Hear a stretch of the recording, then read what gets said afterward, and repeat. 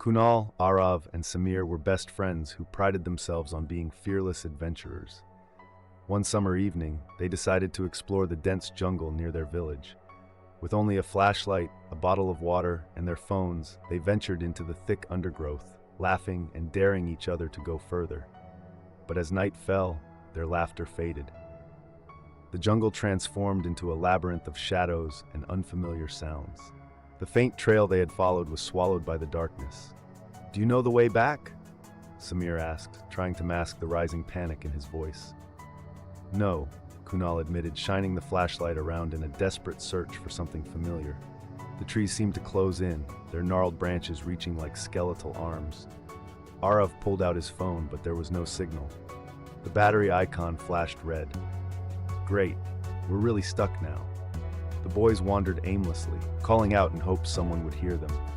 The jungle responded with eerie noises, a rustling in the bushes, the distant hoot of an owl, and an occasional growl that sent shivers down their spines. "Let's stay together," Kunal said firmly. "We can't panic." As they walked, they stumbled upon an old, dilapidated hut, hidden behind a thicket of vines. The door was ajar, creaking slightly in the wind. "Should we go in?" Samir asked hesitantly. "Do we have a choice?" Aarav replied. Inside, the hut was dark and musty, with cobwebs draped across the corners. In the center of the room was a table with an unlit lantern and a worn-out map. Kunal lit the lantern with a match he found in his pocket. The dim light revealed something that made their blood run cold. A message scrawled on the wall in faded red. "The jungle doesn't let you leave unless you play its game." "What game?" Aarav whispered, his voice trembling. Suddenly, the lantern flickered, and the door slammed shut. A deep, guttural voice echoed from the shadows. "3 lives, 3 choices. Choose wisely, or the jungle will claim you." The boys froze as 3 objects appeared on the table: a compass, a key, and a knife. "What do we do?" Samir stammered. "Take the compass," Kunal suggested. "It might lead us out."